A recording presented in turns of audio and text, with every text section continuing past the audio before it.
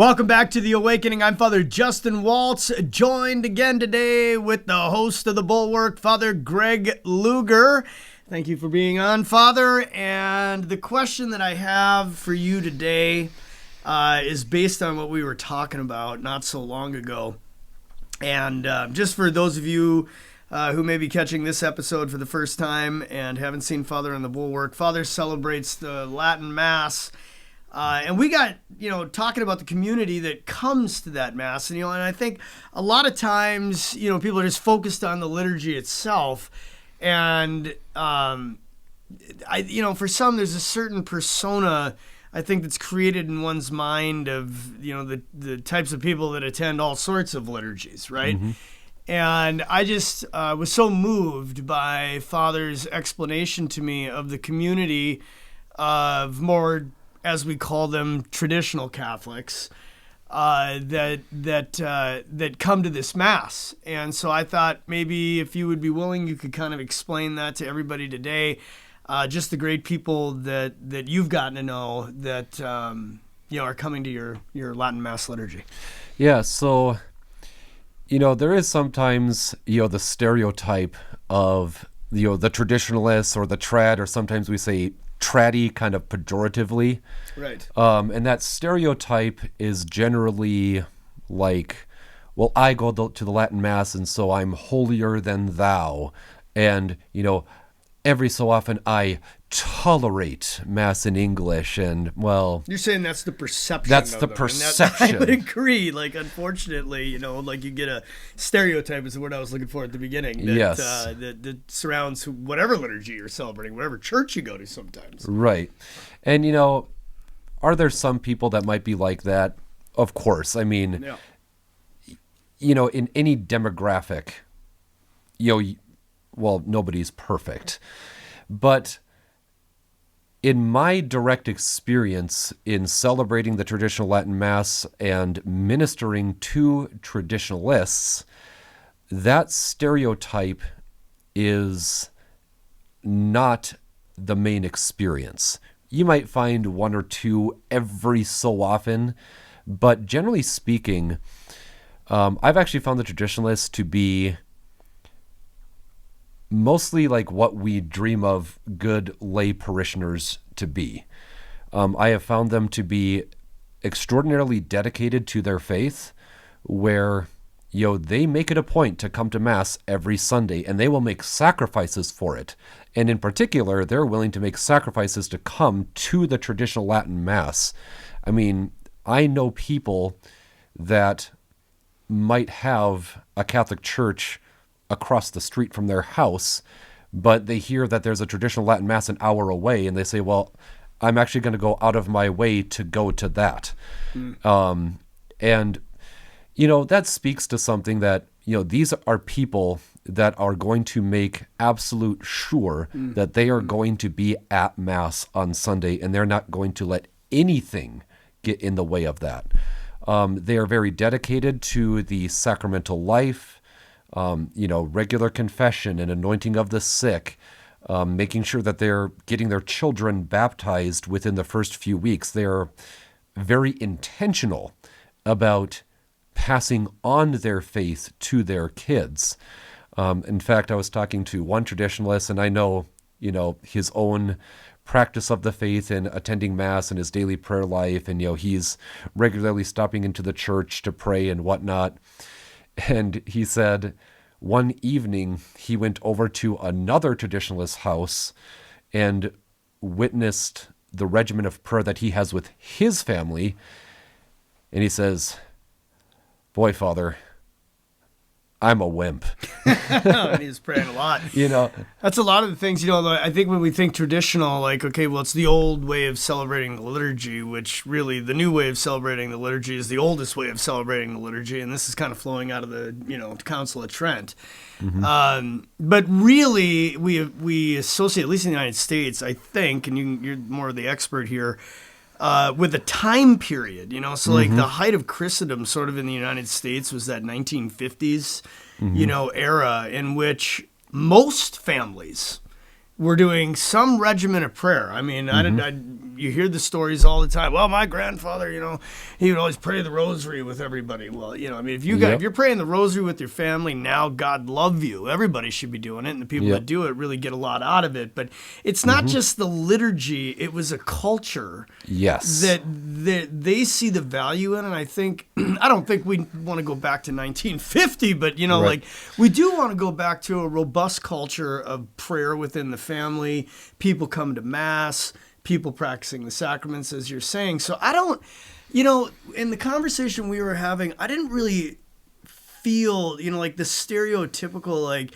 axe grinding, we got to have this liturgy. It was more like, we just want to be Catholic. Yes. And if we can get back to that, and that's the norm, then the outer layers, the people that are like, okay, well, we don't practice that, and maybe we should, and they see that, but that's not the norm anymore. And, the real question becomes, is back when that was, were families healthier? Did we have less, maybe divorce? Were families closer? I don't know. Be a great study. Yeah. I think just off the top of my head, I would argue that's probably true. There's probably a lot of other cultural factors, but I guess my point is that it really just isn't about like a gung-ho, absolute, gotta have a certain type of liturgy. It's a way larger, broader view of what it means to be Catholic and how I want to incorporate that into my life. Does that resonate with you? Yes, okay. Absolutely. So, with the traditionalists that I have been ministering to, on the one hand, you might look at the regimen of prayer, you may think, oh, that's a lot, but the thing is, like, they're very joyful within it. Like, yes, they have to be intentional, and they really had to build up to that. But like, there's nothing weird or quirky about them. They're authentic. Yeah, they're authentic. They're normal. They're joyful. Their families are joyful. I mean, their children are just a joy to be around. There's a freedom to them, and so the Latin Mass is like kind of the pinnacle of all of that, if you will. Even this is in the Catechism where it says, the Eucharist is the source and summit of our faith. And so the entire Christian life is ordered to it and flows from it. And my experience of the traditionalists is they are living that reality. So, the culmination of their spiritual life is within the holy sacrifice of the Mass, especially in the traditional form, but that is informing everything else, and it's trickling down into their daily life. They're living their faith. Absolutely living their faith. So, and to be clear, everyone, we're not saying that if you're going to the Mass as it stands, that you haven't incorporated these things. I know plenty of people that are also living that with their families. So, it's more saying that the general stereotype and perception is simply not true. And there are very robust, beautiful communities and families that belong to this. It is funny that you bring that up, where we have to say, okay, we're not saying this about those who attend the Novus Ordo, that you're not adequate and whatnot, or anything like that. What does sometimes happen with traditionalists is they do start talking about their experience and the fruit that they have derived from the Latin Mass, and sometimes that is taken as a challenge, even when it's not meant to be. And every so often they'll be talking about this great experience that I had at Latin Mass that I didn't have before, and they're talking to a person who attends English Mass, and the person can start thinking, well, are they saying that English Mass isn't adequate, or I'm not as good of a Catholic as they are? That's right. And sometimes that causes a little bit of a fight, and then the accusation comes against the traditionalists, and then the traditionalist gets defensive. And then, so I'll say this to anybody who is watching this, whether you're a Novus Ordo Catholic or a traditionalist Catholic, please try to avoid that conflict. That is, we're all Catholic. That's the devil getting in there. If somebody comes up to you and says, I had this beautiful experience at the traditional Latin Mass, the proper response is thanks be to God. Yeah, and vice versa. And vice versa. If you're a traditionalist and somebody says, wow, I just really had this beautiful encounter with Christ in the Eucharist at, at adoration. With praise and worship. Or this Novus Ordo Mass, at, Corpus Christi Church, the proper response is thanks be to God. Because the Lord is working through both. So last question, what is the general, or the average, I should say, what's the average age of your community?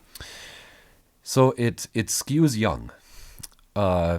So I have mostly young families that are coming to this. So married couples that are in their 40s. Okay. And they're coming with an army of children behind them. Yeah.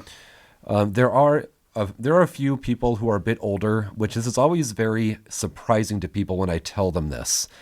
A lot of people come up to me and they say, so Father, what kind of, group shows up to this thing? And they always expect me to say, a bunch of old people,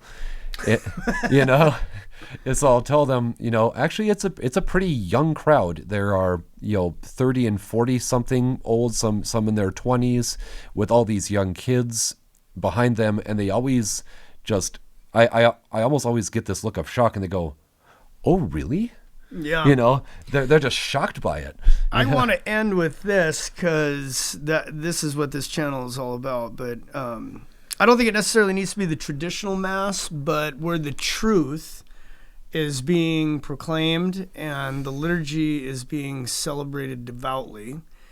Not exclusively, because there's places like that aren't seeing this growth just because of the demographics of the area, but friends across the country and even in my travels to Europe, we are seeing young people, I'm not going to say in droves, but definitely in packs and sometimes in droves with more kids than what you would think coming back to church. Yep. And they're looking for the truth. They want clarity. And we're seeing parishes grow where that's happening. I'll say when I was over in Italy not so long ago, I was at Carlo Acutis' grave, and I know I started this whole channel with an explanation that included Pope Leo XIII's vision of this attack on the church and the world, subsequently with the devil. And I thought to myself, that 100 years is over, and the line to see St. Carlo Acutis' grave was out the door. Mm-hmm. And you're seeing this community. I've seen others. I've heard of others. We're still here. We're alive, and we're growing. And we believe that God is doing something real beautiful right now and would love to have you on board. So we want to encourage everyone to get to a good confession if you haven't made one in a long time. We have other series about that. To come back to Mass, or if you're away from the church, come home. Incorporate the rosary into your family. Humor us and try these things. They will make you happier. They will make your life fuller because it was what you were made for. Again, thank you. I'm Father Justin Waltz, and this is The Awakening.